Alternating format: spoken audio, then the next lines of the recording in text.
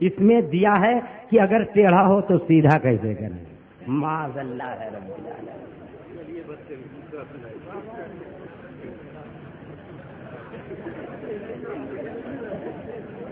بہت بڑی مجبوری تھی، لیکن یہ ہے کہ دیوار پہ نصیحت لکھی ہو تو فائدہ اٹھا لینا چاہیے.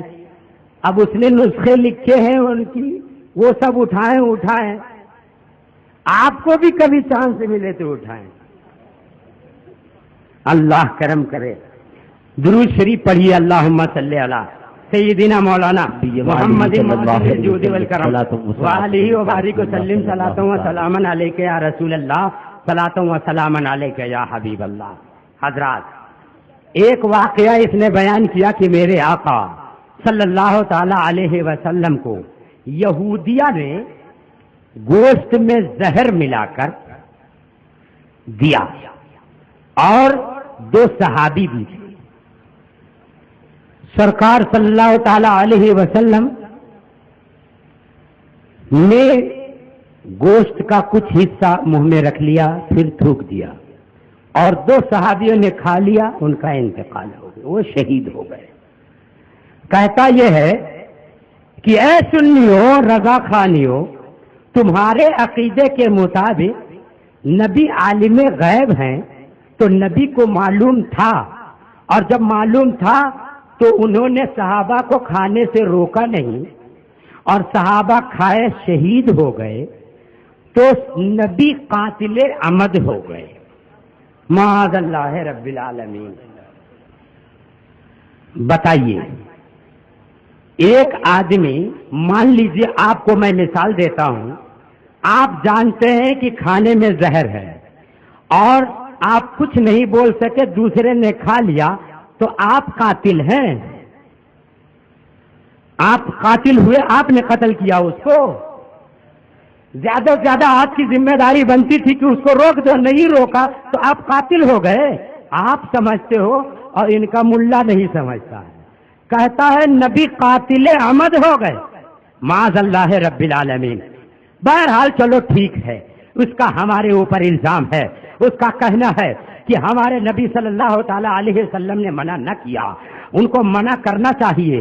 اگر عالم غیب، تو اول تو ہم یہ تسلیم نہیں کرتے کہ ہمارے نبی کو علم غیب شروع ہی سے پوری چیزوں کا ہو گیا تھا. ہم نبی کو عالم ما کان و ما یکون مانتے ہیں، لیکن کب سے؟ الیوم اکملت لکم دینکم آیت اترنے کے بعد سے. واہ واہ واہ واہ، سبحان اللہ. بات سمجھ میں آ رہی ہے؟ اچھا، دوسری بات یہ ہے کہ غفلت طاری ہو سکتی ہے. غفلت نبوت کے خلاف نہیں ہے، اور غفلت طاری ہونے کی حالت میں علم کی نفی نہیں ہوتی ہے، توجہ کی نفی ہوتی ہے. بے شک بے شک. اور توجہ ہو جائے غفلت ختم ہو جایا کرتی ہے. یہاں پر تم یہ کہہ سکتے ہو کہ نبی نے توجہ نہ کی. آخر توجہ کیوں نہ کی؟ تو میں بتاؤں گا کہ اس کے اندر راز ہے. آپ نبی کو اپنے اوپر قیاس کر رہے ہو، اس لیے تم اعتراض کر رہے ہو. میں نبی کو اپنے طرح نہیں سمجھتا، میں اپنے نبی کو اپنے جیسا نہیں سمجھتا. میں نبی کو عالم غیب مانتا ہوں، میں نبی کو باکمال مانتا ہوں. نبی کو علم تھا اور علم کی بنیاد پر انہوں نے روکا نہیں. واہ واہ واہ. علم کی بنیاد پر انہوں نے روکا نہیں. مگر کس چیز کا علم تھا؟ تو سنو، میرے نبی کو صرف اسی کا علم نہیں تھا کہ اس گوشت کے اندر زہر ہے، بلکہ میرے نبی کو علم اس کا تھا کہ گوشت میں زہر ملا ہے. اور ساتھ ہی ساتھ نبی کو اس کا علم تھا کہ ان 2 صحابہ کو شہادت ملے گی زہر کا گوشت کھا کر، یہودیہ کے کھلانے سے. نعرہ تکبیر، نعرہ رسالت، مسلک اعلی حضرت، نعرہ حیدری، نعرہ تکبیر. نبی کو علم تھا اور یہ بھی علم تھا کہ ان کو وصال کا جام ملے گا، شہادت کا جام ملے گا، اور اس جام کے ملنے کا سبب یہی گوشت ہوگا. اور جب رب کی طرف سے فیصلہ یہی نبی کو علم بھی یہی، تو پھر روکنے کی ضرورت کیا ہے؟ بات سمجھ میں آ رہی ہے؟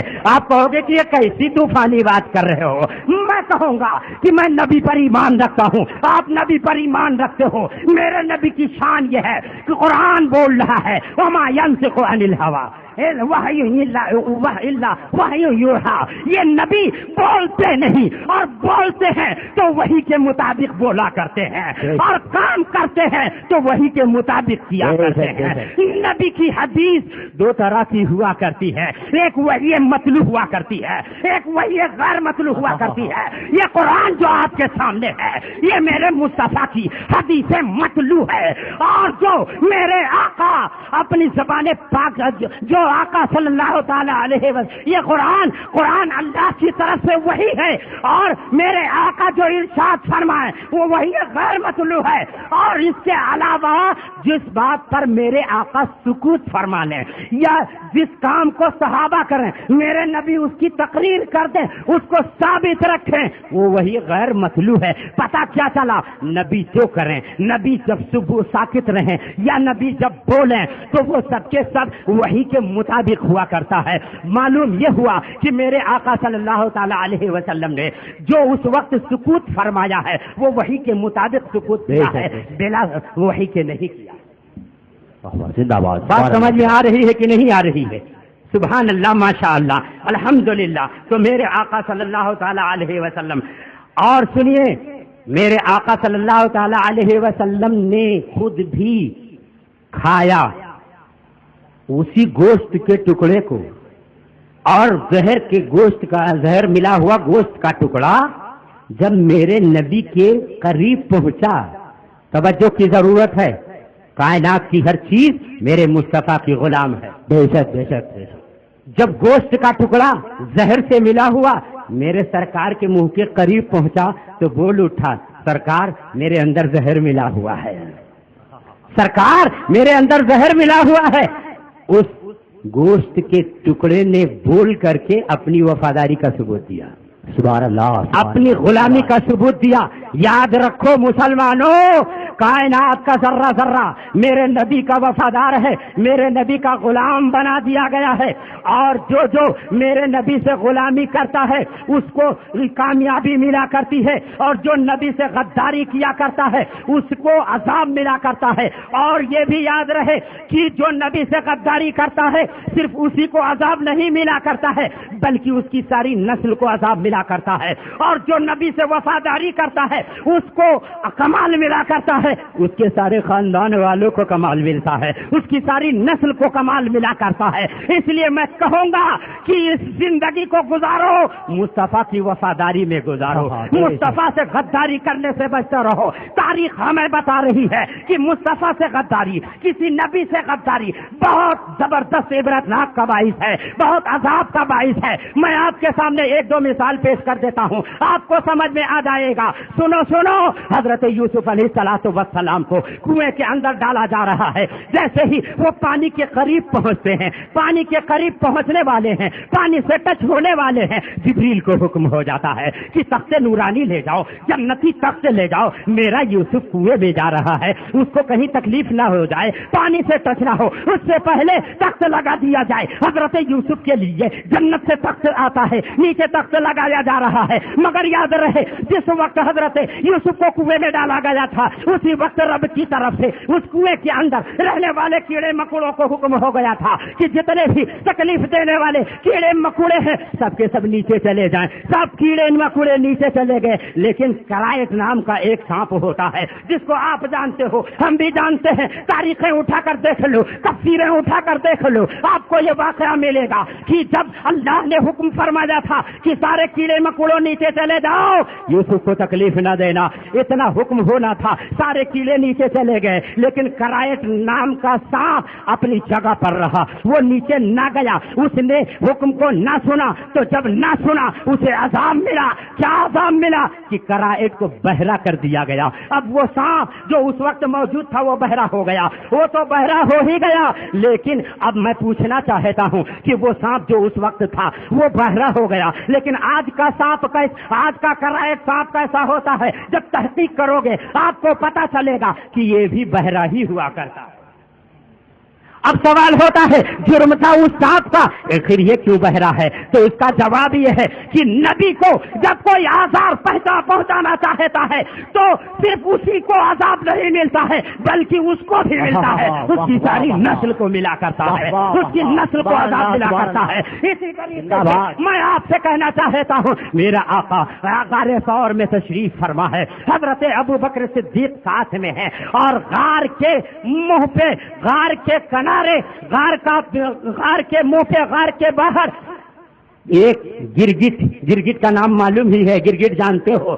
ہاں، چھپکلی اور گرگٹ موجود تھا، اور وہ اپنی جگہ پر موجود ہے، اور ادھر کافر مشرک آتے ہیں۔ وہ مشرک میرے مصطفیٰ کے بدن کی خوشبو پا کر سبحان اللہ سبحان اللہ، ایسی خوشبو ہے، نہ چمپا میں ایسی خوشبو ہے، نہ گلاب میں ایسی خوشبو ہے، نہ تو نسترن میں ایسی خوشبو ہے، نہ تو دنیا کے کسی پھول میں خوشبو ہے۔ ارے کیوں کر کسی پھول میں خوشبو ہو، دنیا کے سارے پھولوں کی خوشبو چند منٹ کی ہوتی ہے، مصطفیٰ کی خوشبو ہمیشہ کے لیے ہے، کبھی نہیں ختم ہونے والی۔ جس خوشبو کو اعلیٰ حضرت امام احمد رضا نے جب محسوس کیا ہے تو کہا ہے ان کی مہک نے دل کے غلطے کھلا دیے ہیں، جس راہ چل دیے ہیں، کوچے بتا دیے ہیں، کوچے بتا دیے ہیں۔ زندہ باد، سبحان اللہ سبحان اللہ۔ وہ میرے آقا غار ثور میں تشریف فرما ہے، غار کا نیچے نچلا حصہ غار کا کھلا ہوا ہے، اگر کوئی جھک کر دیکھتا تو دیکھ لے۔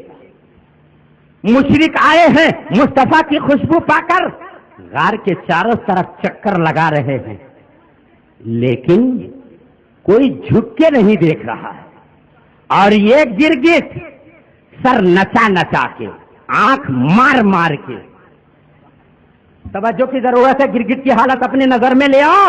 یہ گرگٹ وہاں پر بیٹھا، سر نچا نچا کے، نگاہ گھما گھما کے کہہ رہا تھا نیچے دیکھو نا، نیچے دیکھو نا، نیچے دیکھو نا۔ آزار پہنچانے کی سوچ رہا تھا، مصطفیٰ کو تکلیف دینے کی تدبیر وہ بتا رہا تھا، سرکار صلی اللہ تعالی علیہ وسلم کو نقصان پہنچانے کا اس کا ارادہ ہوا، اللہ اکبر۔ لیکن وہ مشرک اس جانور کے اشارے کو جان نہ پائے، اس کی ہدایت کو وہ سمجھ نہ پائے، اور سمجھ کیسے پاتے، اور سمجھ بھی لیتے تو جھکتے کیسے؟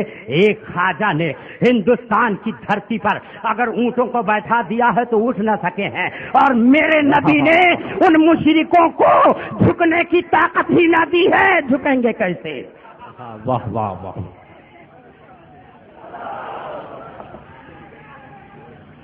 اللہ اکبر اللہ اکبر، یا رسول اللہ یا رسول اللہ یا رسول اللہ۔